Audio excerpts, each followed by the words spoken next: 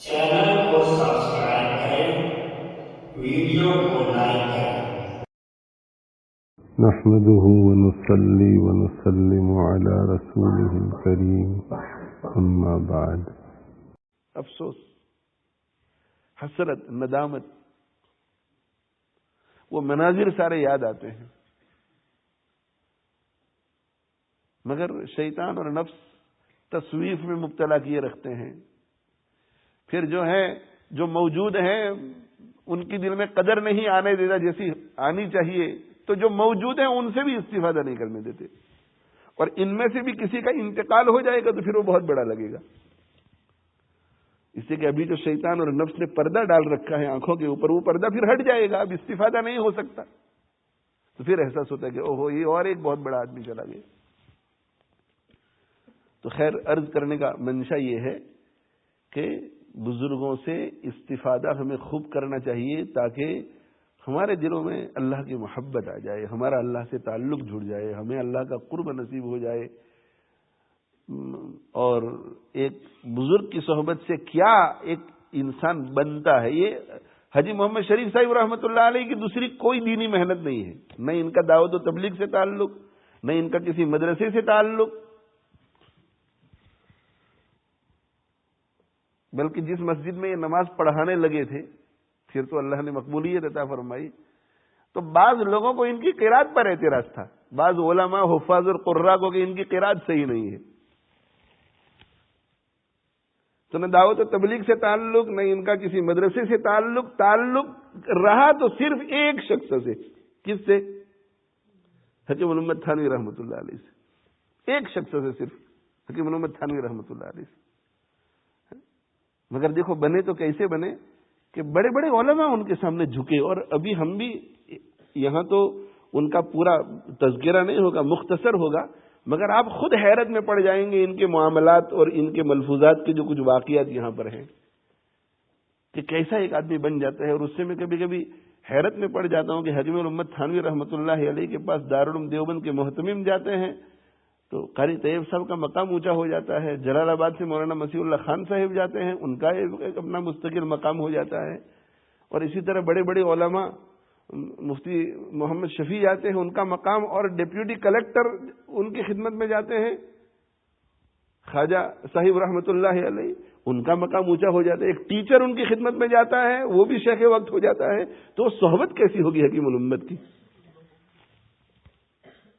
जो भी उनकी खिदमत में गया, और डॉक्टर जाते हैं, लॉयर, डॉक्टर अब्दुल आरिफी रहमतुल्लाह तआला, डॉक्टर और लॉयर, अपने जमाने का हर शख्स एक शेख। और ऐसा मत समझना आप कि लोग अंधे होंगे इसलिए खिलाफत की वजह से यूं ही उनको मुरीद पीर बना लिया होगा। ना ना ना, बड़े बड़े लोग इनके मुरीद हुए।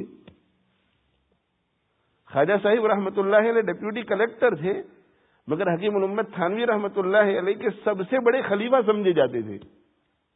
डिप्यूटी कलेक्टर तो एक दुनियावी ओहदा था, वो आलिम नहीं थे, मगर जिस मजलिस में वो बैठे हुए होते थे तो मजाल नहीं थी कि मुफ्ती मोहम्मद शफी साहिब रहमतुल्लाह अलैह वगैरह भी कुछ बात कर सके। इतना ऊंचा मकाम था ख्वाजा साहिब का उनके खुलफा में। मुफ्ती मोहम्मद शफी साहिब रहमतुल्लाह अलैह, मौलाना मसीहुल्लाह खान साहिब रहमतुल्लाह अलैह, कारी तैयब साहिब रहमतुल्लाह अलैह, हजरत फूलपुरी रहमतुल्लाह अलैह, हजरत मुफ्ती मोहम्मद हसन साहिब रहमतुल्लाह अलैह, हजरत मौलाना खैर मोहम्मद साहिब रहमतुल्लाह अलैह, ये जिबाल इल्म के पहाड़ बड़े बड़े, मगर ख्वाजा साहिब रहमतुल्लाह अलैह के सामने सब झुक जाते थे।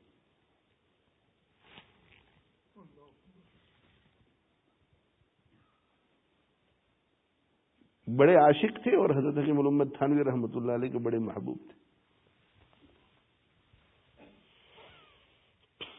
तो वो बड़े हो गए। उधर डॉक्टर अब्दुल आरिफी रहमतुल्लाह अलैह, बड़े बड़े लोग, मुफ्ती मोहम्मद तकी उस्मानी साहिब, उनसे बैत हुई। और बैत भी करवाया किसने? मुफ्ती मोहम्मद शफी साहिब रहमतुल्लाह अलैह ने। मुफ्ती मोहम्मद शफी साहिब रहमतुल्लाह अलैह ने फरमाया कि मैं तुम्हारा बाप हूं, और बाप और बेटों के दरमियान कुछ बेतकल्लुफी होती है, और जहां बेतकल्लुफी होती है वहां शेख का जितना अदब होना चाहिए वो होता नहीं है। तो तुम्हें डॉक्टर साहिब से जितना फायदा होगा इतना मुझसे नहीं होगा, तुम उनसे बैत हो जाओ। ये दोनों भाई तो हजरत मुफ्ती मोहम्मद शफी साहिब रहमतुल्लाह अलैह से बैत होना चाहते थे, और उजलत करवाई कि देखो हजरत फूलपुरी भी इंतकाल कर गए, یہ اخیری رہ گئے ہیں. اور مفتی محمد رفیع عثمانی اور مفتی محمد تقی عثمانی، اللہ تعالیٰ ان کا سایہ دراز فرمائے امت کے اوپر، ان دونوں سے میں نے سنا کہ ہمارے والد صاحب رحمۃ اللہ علیہ تقریبوں میں نہیں جایا کرتے تھے. بڑے آدمی تھے تو حکومت کی طرف سے ہی بلایا جاتا تھا، شادیوں میں بلایا جاتا تھا، تو ہر تقریب میں آدمی تقریبوں میں نہیں جایا کرتے تھے. مگر کہا کہ جب ہمارے والد صاحب رحمۃ اللہ علیہ کو پتا چلتا تھا کہ ڈاکٹر عبدالرحیم عارفی رحمۃ اللہ علیہ تقریب میں آ رہے ہیں تو ہم لوگوں کو کہتے تھے کہ بھئی تیار ہو جاؤ، ڈاکٹر صاحب بھی تشریف لا رہے ہیں، کچھ سننے کو ملے گا. یعنی مفتی شفیع صاحب رحمۃ اللہ علیہ، مفتی اعظم پاکستان اور جو دارالعلوم دیوبند کے صدر مفتی رہ چکے تھے، وہ فرماتے تھے کہ ڈاکٹر صاحب بھی اس تقریب میں آ رہے ہیں، اس لیے ہم جاتے ہیں، حضرت کی کچھ باتیں ان سے سننے کو ملے گی. یعنی استفادے کی نیت سے جاتے تھے. جہاں ڈاکٹر صاحب کا کمال معلوم ہوتا ہے وہاں مفتی شفیع صاحب کا کمال بھی دیکھو کہ کتنی تواضع. یہ میرے بھائیوں تزکیہ کے بعد آتا ہے. یہ سب چیزیں، یہ جو بڑائی ختم ہو جاتی ہے. تو یہ حاجی محمد شریف صاحب رحمۃ اللہ علیہ نے صرف ایک ہی مدرسہ دیکھا تھا، صرف ایک ہی کتاب پڑھی تھی، اور وہ تھی حکیم الامت حضرت مولانا اشرف علی تھانوی رحمۃ اللہ علیہ. اللہ تعالیٰ کروڑوں رحمتیں نازل فرمائے حکیم الامت تھانوی رحمۃ اللہ علیہ کی قبر پر. کتنا بڑا احسان فرمایا، کتنا بڑا احسان فرمایا کہ اپنی زندگی میں خوب کام کیا، ہزاروں لاکھوں کو سیراب کیا، پیچھے اتنے بڑے بڑے خلفاء چھوڑ کر کے گئے کہ انہوں نے امت کو سیراب کیا، اور اتنی کتابیں چھوڑ کر کے گئے کہ آج پوری امت ان سے استفادہ کر رہی ہے. پتہ نہیں حضرت کی باتیں کہاں کہاں تک پہنچتی ہوں گی، اور لوگ کتنی کتنی باتوں سے آج بھی فائدہ اٹھا رہے ہوں گے. ممبر پر سے جو بھی بولتا ہے وہ حضرت حکیم الامت تھانوی رحمۃ اللہ علیہ کی بات ضرور کہتا ہے.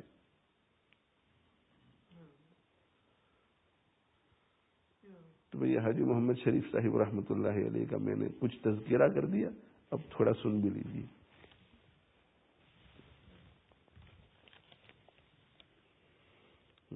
یہ جو ہیں یہ ان کے خادم خاص تھے حافظ محمد اسحاق صاحب.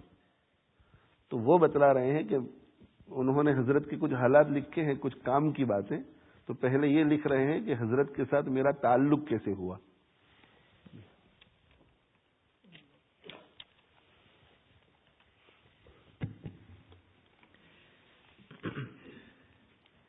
دامن حضرت تک میری رسائی. احکر مرتب محمد اسحاق غفر لہ عرض کرتا ہے کہ غالباً سن عیسوی 1970 کی بات ہے. ہمارے حضرت 1970 کی بات ہے. ہمارے حضرت والد محترم مولانا حاجی عبدالقیوم صاحب مدذلہ کے دوست جناب صوفی شاہ دین صاحب، جو اسکول کی کتب وغیرہ کا کام کیا کرتے تھے، جو نہایت دیندار صالح بزرگ تھے، حضرت والد صاحب کے حکم پر ان کے پاس میں کچھ اردو وغیرہ پڑھنے جایا کرتا تھا. ایک دفعہ میں نے ان کے سامنے اس بات کا تذکرہ کیا کہ میں نے قرآن مجید حفظ کیا ہے اور رمضان المبارک میں بصورت تراویح قرآن مجید سنانے کے لیے مسجد کی تلاش میں ہوں. تو انہوں نے فرمایا کہ ہمارے حضرت کی ایک مسجد ہے، صبح کی نماز کے بعد ان سے مل لے، شاید آپ کے لیے جگہ بن جائے. یہ سنتے ہی خوشی کی ایک لہر سارے وجود میں سرایت کر گئی. وہ جن کے پاس یہ حافظ محمد اسحاق صاحب اردو پڑھنے کے لیے جاتے تھے، ان کا اصلاحی اور روحانی تعلق حاجی محمد شریف صاحب رحمۃ اللہ علیہ کے ساتھ تھا. تو اصل میں یہ تراویح بہانہ بن گئی حضرت سے تعلق کے لیے. تو انہوں نے کہا اپنے اردو کے استاد سے کہ میں رمضان المبارک میں تراویح پڑھانے کے لیے کوئی جگہ تلاش کر رہا ہوں. تو انہوں نے کہا کہ ہمارے حضرت کی ایک مسجد ہے، تو تم فجر کے بعد حضرت کو مل لیں اور حضرت سے پوچھ لیں، شاید تمہارے لیے جگہ ہو جائے. یہ کہتے میں بہت خوش ہوا. اگلے دن حضرت والد صاحب کی معیت میں بعد نماز فجر کچھ تاخیر سے پہنچنے پر معلوم ہوا کہ حضرت گھر تشریف لے جا چکے ہیں. ہم سیدھے گھر پہنچے، بس معمولی سی دستک دینی تھی کہ حضرت نے فوراً بیٹھک کھول کر اس قدر شفقت و مروت کا معاملہ کیا کہ بندہ حیران ہی رہ گیا، اور یہ سمجھا کہ حضرت والد صاحب مدظلہ کے حضرت سے پرانے تعلقات ہوں گے جس پر یہ شفقت کا برتاؤ کیا جا رہا ہے۔ لیکن بعد میں حضرت والد صاحب نے بتلایا کہ حضرت سے میری بھی یہ پہلی ملاقات تھی۔ شفقت اتنی فرمائی اس لیے کہ اخلاق کے مجسمے تھے، وارث نبی تھے، تو وہ حافظ محمد اسحاق بچے تھے تو کہتے ہیں کہ میرے 15-16 سال کی عمر ہوگی ان کی، کہتے شفقت اتنی فرمائی کہ مجھے ایسا لگ رہا تھا کہ ہمارے والد صاحب کے ساتھ کچھ تعلقات ہیں ان کے، مگر بعد میں ان کے والد نے بتایا کہ نہیں بیٹا میری بھی پہلی ملاقات تھی۔ اللہ ہمیں بھی ایسے اخلاق نصیب کرے۔ بہرحال حضرت والد صاحب نے حضرت کی خدمت میں میرے بارے میں درخواست پیش کی تو حضرت والا نے 2 باتیں ارشاد فرمائیں۔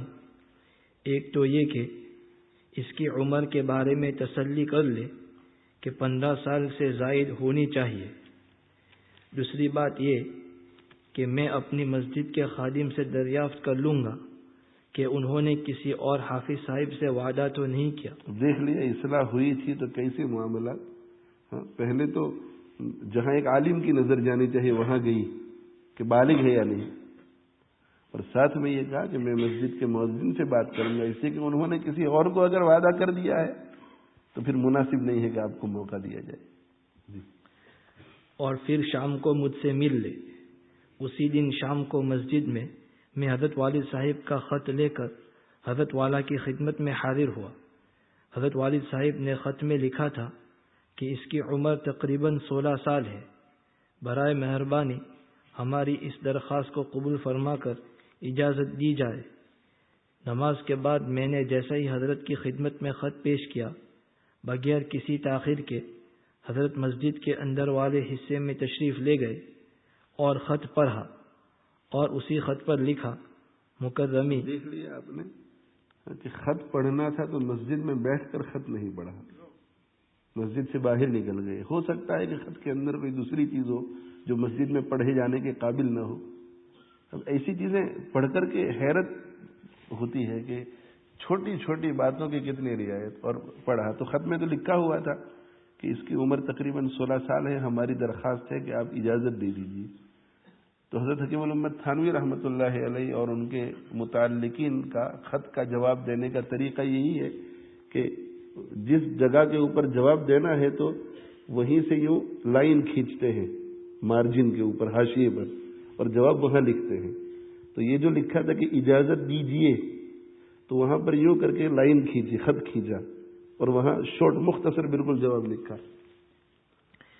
مکرمی السلام علیکم ورحمۃ اللہ وبرکاتہ، اور نیچے جہاں لکھا تھا اجازت دی جائے اسی لفظ اجازت پر خط کھینچ کر تحریر فرمایا کہ اجازت ہے، اور نیچے اپنے دستخط فرما دیے۔ بندہ حضرت کی اس بات پر حیران ہوا، اور حضرت کی اس مختصر تحریر نے دل پر ایسا اثر کیا کہ کم عمری کے باوجود بندے نے وہ خط اچھی طرح سنبھال کر محفوظ کر لیا۔ بس اس کے بعد کیا عرض کروں، رمضان شریف آ گیا اور بندے نے قرآن مجید بتوفیق الہی سنایا، لیکن اس کے ساتھ روزانہ حضرت کی زیارت اور دعائیں نصیب ہوتی رہیں۔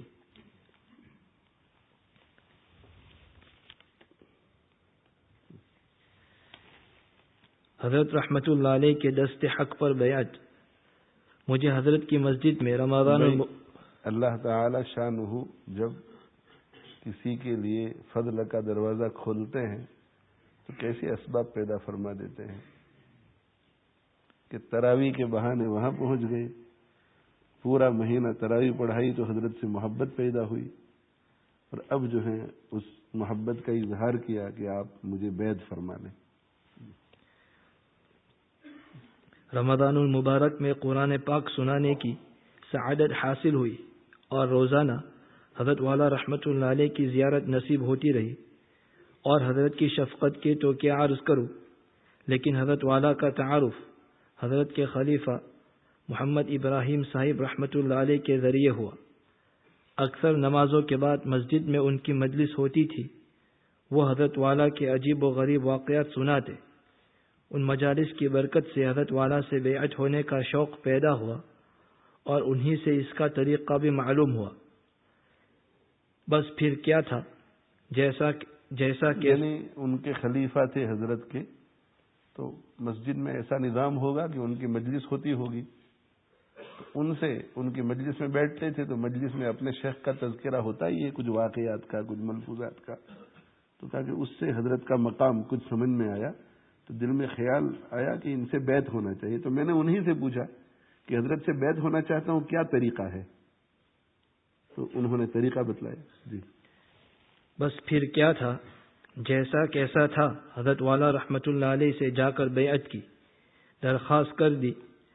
ہمارے حضرت والا رحمت اللہ علیہ کا معمول جلد بیعت فرمانے کا نہ تھا، اکثر یہی نصیحت فرماتے تھے کہ پہلے اصلاحی تعلق اور آنا جانا رکھا جائے، جب آپس میں خوب دل مل جائے اور باہمی مناسبت پیدا ہو جائے تو پھر بیعت کا مذائقہ نہیں۔ بہرحال میں نے بیعت کی درخواست کی تو حضرت رحمت اللہ علیہ نے یہی مذکورہ نصیحت فرمائی کہ ابھی تم رسالہ تسہیل قصد السبیل اور تبلیغ دین پر ہو، پھر آ جائے۔ حضرت حکیم الامت تھانوی رحمۃ اللہ علیہ کے 2 رسالے ہیں، تو کہا کہ مجھے یہ کہا کہ تم رسالہ قصد السبیل اور دوسرا رسالہ تبلیغ دین، یہ 2 کتابچے ہیں چھوٹے چھوٹے، ان دونوں کو پڑھو۔ پہلے یہ کہا کہ فوراً بیعت نہیں کیا، کہا کہ پڑھو، اس لیے کہ یہ حضرات کچھ پیری مریدی کی دکان لیے ہوئے نہیں بیٹھے تھے، یہ دیکھتے تھے کہ اس کو مجھ سے نفع ہوگا یا نہیں، مناسبت پیدا ہو گئی ہے یا نہیں، کمپیٹیبلٹی ہے یا نہیں، پھر بیعت کرتے تھے۔ تو کہا کہ پہلے یہ 2 رسالے پڑھ لو، اور اس سے امتحان بھی ہو جاتا ہے کہ صحیح طلب ہے یا نہیں، اس سے کہ آدمی بار بار آتا جاتا رہتا ہے، لگا رہتا ہے کہ نہیں مجھے مرید کر لو، مجھے مرید کر لو۔ کبھی کبھی ہوتا یہ ہے کہ اچانک کوئی آ جاتا ہے، تو کبھی مجلسوں میں آؤ تاکہ ہمیں اندازہ ہو۔ تو کہا کہ یہ 2 رسالے پڑھو، اور رسالے پڑھ کر پھر بندہ دونوں مذکورہ کتابوں کے مطالعہ کرنے کے بعد حاضر ہوا اور بیعت کی درخواست کی۔ پھر حضرت رحمت اللہ علیہ نے فرمایا جلدی کیا ہے، بیعت بھی کر لیں گے۔ بندہ نے تقاضا کیا تو فرمایا کہ اچھا فلاں دن آنا، بیعت کر لیں گے۔ بندہ مقررہ دن حاضر ہوا تو فرمایا جلدی کیا ہے۔ اپنی کم عمری کی وجہ سے آداب وغیرہ سے بندہ تہیدست تھا ہی باضابطہ بیعت۔ میں نے عرض کیا کہ حضرت آج کے دن کا تو آپ نے وعدہ فرمایا تھا، بس یہ کہنا تھا۔ کہنے کا مطلب ہے کہ میری عمر چھوٹی تھی تو آداب سے تو تہیدست یعنی خالی ہاتھ تھا، اس لیے میں بول پڑا کہ حضرت آج کا تو آپ نے وعدہ فرمایا تھا۔ بس یہ کہنا تھا کہ حضرت والا رحمت اللہ علیہ نے اس گستاخی بھرے جملے کو محبت پر محمول فرما کر ارشاد فرمایا بیٹھو، میں ابھی آتا ہوں۔ تھوڑی ہی دیر میں حضرت تشریف لائے تو آپ کے ہاتھ میں ماہنامہ البلاغ تھا، اس میں سے خطبہ پڑھ کر بندے کو بیعت فرمایا، اور فرمایا کہ حضرت تھانوی رحمت اللہ علیہ نے یہی خطبہ پڑھ کر حضرت مولانا خیر محمد صاحب رحمت اللہ علیہ کو بیعت فرمایا تھا۔ پھر اس کے بعد عجیب تواضع بھرے یہ کلمات ارشاد فرمائے کہ ہمارے دادا پیر حضرت حاجی امداد اللہ صاحب مہاجر مکی رحمت اللہ علیہ فرمایا کرتے تھے۔ اس ملفوظ کو غور سے سنیے، حضرت حاجی امداد اللہ مہاجر مکی رحمت اللہ علیہ تو بہت ہی بڑے شخص تھے۔ حکیم الامت تھانوی رحمت اللہ علیہ کا مقام کتنا اونچا، پھر ان کے استاد حضرت گنگوہی رحمت اللہ علیہ کا مقام کتنا اونچا، پھر ان کے ساتھی حضرت مولانا قاسم نانوتوی رحمت اللہ علیہ کا مقام کتنا اونچا۔ یہ تینوں اور ان کے علاوہ اور بھی ایسے بڑے بڑے لوگ حاجی امداد اللہ مہاجر مکی رحمت اللہ علیہ کے مرید اور خلیفہ تھے، اور آگے جو فیوزات پھیلے ہیں وہ سب حاجی صاحب رحمت اللہ علیہ کے سلسلے سے۔ پوری دنیا میں آج دیکھو تو مدارس کا جال بچھا ہوا ہے، اور مدارس کی جو خدمات ہیں اس کا کوئی انکار نہیں کر سکتا۔ مدارس ہی سے علماء پیدا ہوتے ہیں، مدارس ہی سے قراء پیدا ہوتے ہیں، مدارس ہی سے حفاظ پیدا ہوتے ہیں، مدارس ہی سے مفتی پیدا ہوتے ہیں۔ تو اگر یہ مدارس نہ ہوتے تو مساجد میں ہمیں نماز کون پڑھاتا؟ ہمارے مردوں کو غسل کون دیتا؟ ہمارے مردوں کو دفن کون کرتا؟ ان کی نماز جنازہ کون پڑھاتا؟ ہمیں رمضان مبارک میں تراویح کون سناتا؟ عید کی نمازیں ہمیں کون پڑھاتا؟ جمعہ کی نماز ہمیں کون پڑھاتا؟ فتاوی کی لائن سے ہماری رہنمائی کون کرتا؟ دین ختم ہو چکا ہوتا اگر یہ مدارس نہ ہوتے. اور مدارس بھی ہزاروں ہیں اور لاکھوں بچے اس میں پڑھتے ہیں. پوری دنیا میں لاکھوں علماء، لاکھوں حفاظ، لاکھوں قراء. تو یہ مدارس کا ناقابل فراموش احسان ہے. ایسا احسان ہے جسے ہم فراموش نہیں کر سکتے. تو سب سے پہلا مدرسہ جو یہ پوری دنیا میں اس وقت مدارس پھیلے ہوئے ہیں ان میں سب سے پہلا مدرسہ جس کی بنیاد پڑی ہے باضابطہ جس انداز سے درس نظامی ابھی چل رہا ہے پوری دنیا میں، وہ ہے دارالعلوم دیوبند. اور دارالعلوم دیوبند کی بنیاد ڈالی ہے حضرت مولانا قاسم نانوتوی رحمۃ اللہ علیہ، حاجی صاحب کے خلیفہ ہیں. پھر جو ہے پوری دنیا میں یہ خانقاہوں کا سلسلہ کہ خانقاہیں آباد ہیں اور اس کے ذریعے لوگوں کی اصلاح ہوتی ہے، لوگوں کا تزکیہ ہوتا ہے، اور اس کی وجہ سے وہ غلط پیری مریدی سے لوگوں کو بچایا جاتا ہے. تو عقائد کی درستگی اور اندر باطن کا تزکیہ، اخلاق کی درستگی.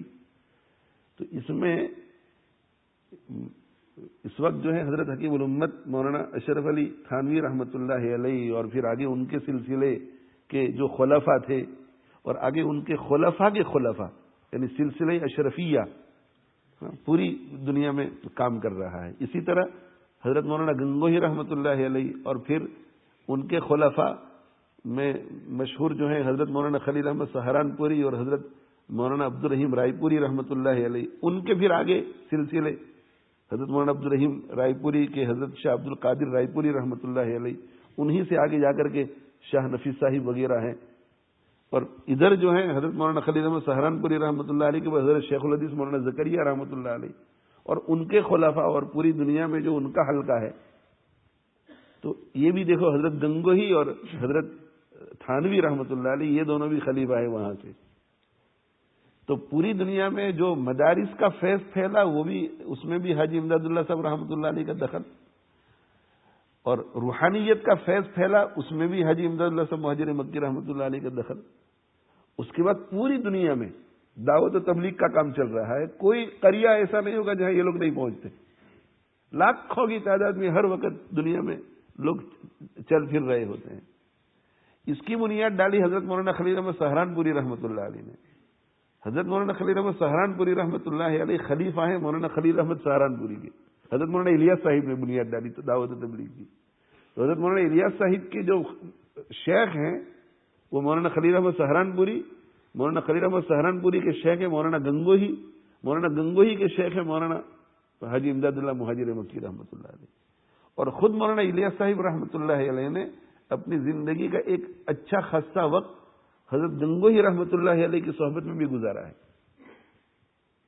اور پھر حدیث کی خدمت، تو حدیث کی خدمت میں حضرت گنگوہی رحمۃ اللہ علیہ اور حضرت گنگوہی رحمۃ اللہ علیہ کے شاگردوں میں حضرت مولانا محمد یحییٰ صاحب رحمۃ اللہ علیہ اور آگے حضرت مولانا خلیل احمد سہارنپوری رحمۃ اللہ علیہ، اور ان دونوں کے شاگردوں میں حضرت شیخ الحدیث مولانا زکریا صاحب رحمۃ اللہ علیہ.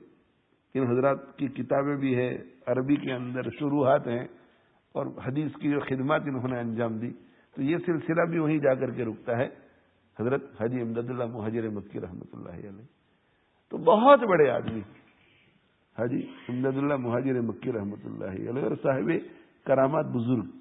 ایک مرتبہ فرمانے لگے کہ میرا جی یوں چاہے کہ جب میرا جنازہ اٹھے تو قبر تک لا الہ الا اللہ کے نعروں کے ساتھ میرا جنازہ جائے. تو خود تو عالم نہیں تھے، پورے باضابطہ کسی مدرسے میں پڑھے ہوئے نہیں تھے.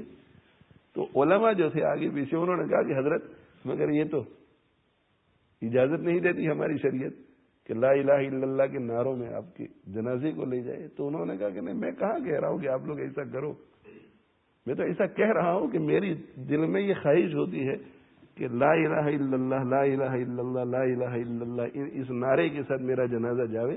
یعنی اللہ سے جو کہ محبت بہت تھی، تعلق بہت تھا. کہا کہ شریعت اس کی اجازت نہیں دیتی تو میں تھوڑا ہی کہہ رہا ہوں کہ ایسا کرنا، یہ تو سنت کے خلاف ہے. آپ صلی اللہ علیہ وسلم نے یہ تعلیم نہیں دی ہے. انتقال ہو گیا حاجی صاحب رحمۃ اللہ علیہ کا، اور جنازہ لایا گیا حرم شریف میں، اور امام حرم نے جنازہ پڑھایا. حاجی صاحب رحمۃ اللہ علیہ مدفون ہے جنت المالا میں. تو تقریباً 20 منٹ آدھا گھنٹہ لگتا ہے حرم شریف سے جنت المالا تک.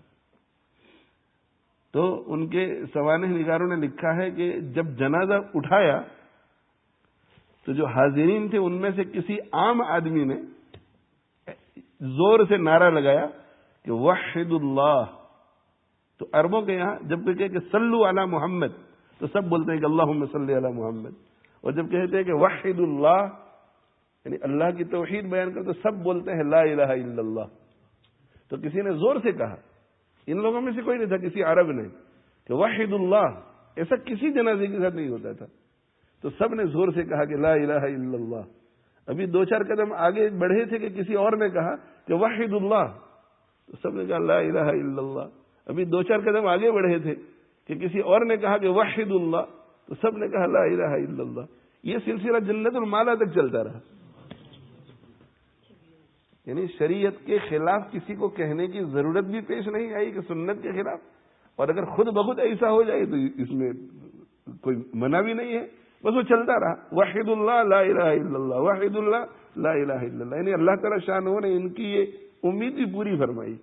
بہت بڑے آدمی تھے، اور ان کے حالات میں لکھا ہے کہ مرید ان سے شرط لگاتا تھا کہ دیکھو مجھے افیون کھانے کی عادت ہے تو میں آپ سے بیعت ہونے کے لیے آیا ہوں، افیون سے توبہ نہ کرائیے. مجھے شراب پینے کی عادت ہے، میں بیعت ہونے کے لیے آیا ہوں، ہر چیز سے توبہ کرائیے، شراب سے نہیں. تو حضرت قبول فرما لیتے تھے کہ بہت اچھی بات ہے. تو جب بیعت فرماتے تھے اس میں وہ بات نہیں فرماتے تھے کہ میں توبہ کرتا ہوں کفر سے، شرک سے، بدعت سے، افیون نہیں، وہ بات نہیں فرماتے تھے، وعدہ ہو چکا ہوتا تھا. مگر حضرت کے حالات میں لکھا ہے کہ جو شخص بیعت ہو جاتا تھا اسی مجلس میں اٹھنے سے پہلے توبہ کر لیتا تھا اس گناہ سے.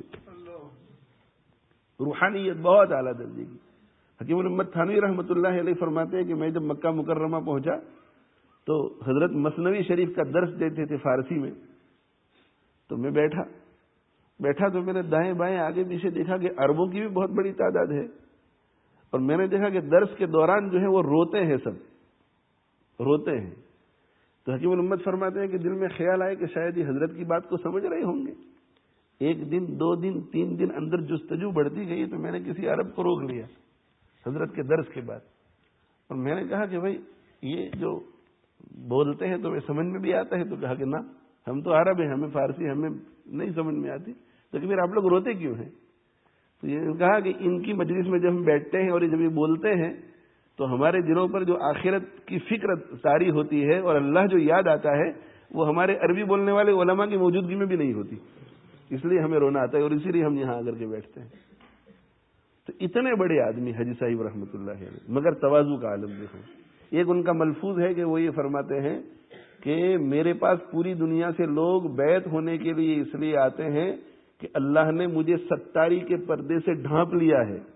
اگر اللہ ستاری کا پردہ کھول دے تو ایک شخص میرے پاس آئے تو کیا، مجھے میرے چہرے کو بھی نہ دیکھے، میں اتنا برا ہوں، ایسا فرماتے تھے. اور ایک مرتبہ کسی نے کہا کہ ایک شخص نے آپ کے نام کا جعلی خط لکھا ہے، جھوٹا خط، اور وہ جگہ جگہ جا کر کے بھیک مانگ رہا ہے، چندہ لے رہا ہے آپ کے نام سے. تو ٹھنڈا سانس لیا حضرت نے. میرے جیسا کوئی شخص ہوتا تو آگ بگولا ہو جاتا کہ بھئی جعلی خط پکڑو، اس کو کون ہے، سب لوگوں کو اطلاع کرو کہ ہمارا خط نہیں ہے. ٹھنڈا سانس لیا اور فرمایا کہ بھئی آج تک مجھ سے کسی کو دینی فائدہ تو نہیں ہوا ہے، اگر ایک شخص کو دنیا کا فائدہ ہو رہا ہے تو ہونے دو. یعنی یہ اس طرح کہ کم سے کم ایک شخص کو دنیا کا فائدہ تو ہو. اتنی تواضع. تو جب کوئی ان سے بیعت ہونے کے لیے آتا تھا، اس میں یہ بات ہے، جب کوئی بیعت ہونے کے لیے آتا تھا، یہ حاجی محمد شریف صاحب رحمۃ اللہ علیہ نے جب حافظ محمد اسحاق کو بیعت کیا تو اس وقت ان کو بتایا کہ میرے دادا پیر یعنی حضرت تھانوی کے پیر، میرے دادا پیر جب کسی کو بیعت کرتے تھے تو یہ فرماتے تھے کہ میں کسی کو بیعت اس لیے کرتا ہوں کہ اگر اس میں بھلائی ہوگی اور وہ جنت میں جائے گا تو مجھے لے جائے گا، اور میں آخرت میں اگر نجات پا گیا تو میں اسے لے جاؤں گا۔ اور پھر حاجی محمد شریف صاحب رحمۃ اللہ نے فرمایا کہ میرے پاس بھی کچھ نہیں ہے، میں بھی اسی نیت سے بیعت کر لیا کرتا ہوں۔ حضرت حاجی امداد اللہ صاحب مہاجر مکی رحمۃ اللہ علیہ فرمایا کرتے تھے کہ میں اس نیت سے مرید کر لیتا ہوں کہ اگر وہ مقبول ہوگا تو وہ ہم کو جنت میں لے جائے گا، اور اگر ہم مقبول ہوئے تو ہم اس کو لے جائیں گے۔ پھر فرمایا میں تو کسی قابل نہیں ہوں، میں بھی یہی نیت کر کے بیعت کر لیتا ہوں۔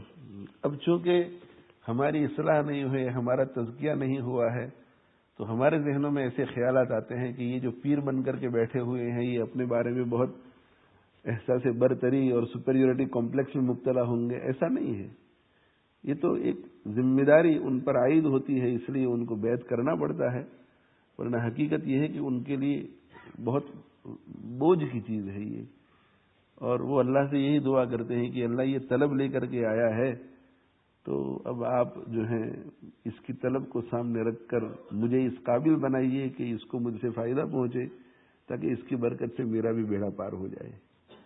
اللہ تعالیٰ ان بزرگوں کے تذکرے کو ہمارے لیے برکتوں کا باعث بنائے۔ آپ حضرات کی خدمت میں پھر میں مقرر درخواست کرتا ہوں کہ ان واقعات کو اور ان حالات کو پڑھ کر ہمیں اپنی فکر کرنی ہے کہ انہوں نے تو ایسی زندگی گزار لی اور یہ ساری محنت کر کے چلے گئے۔ اللہ جزائے خیر دے ان سب حضرات کو کہ جنہوں نے ایسے بزرگوں کے واقعات ہمارے لیے محفوظ رکھے، تاکہ ہمیں بھی پتہ چلے کہ انہوں نے کامیابی کیسے حاصل کی تھی، تو ہمیں ان ساری چیزوں کو سن کر اپنے بارے میں جلدی سے جلدی کوئی فیصلہ کرنا ہے۔ دیکھو موت کو آنے میں دیر نہیں لگتی۔ ہمارے یہاں کے ایک فاضل ہیں مولوی عراق میاں، لندن میں رہتے ہیں، ان کا بھی پرسوں ترسوں میرے اوپر ٹیکسٹ آیا کہ میری بہن کا لڑکا بالکل ٹھیک تھا، 15 سال کی عمر کا، اچانک انتقال کر گیا۔ اب ظاہر ہے کہ اچانک انتقال کر گیا تو پوسٹ مارٹم ہوا، تو آج ان کا میرے اوپر ٹیکسٹ تھا کہ پوسٹ مارٹم میں بھی کچھ معلوم نہیں ہو سکا، اور انہوں نے کہا کہ نیچرل ڈیتھ ہے۔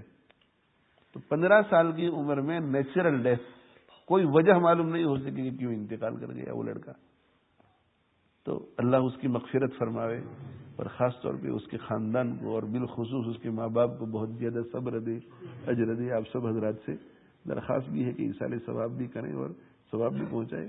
تو ہمیں یہ سوچنا ہے کہ یہ لوگ تو جو کرنا تھا کر کے چلے گئے، تلک امۃ قد خلت لہا ما کسبت ولکم ما کسبتم، انہوں نے جو کچھ کیا ان کو ملے گا۔ اب ہم کب تک بیٹھے رہیں گے، کب تک انتظار کریں گے؟ ہو سکتا ہے کہ کل ہماری موت ہو جائے۔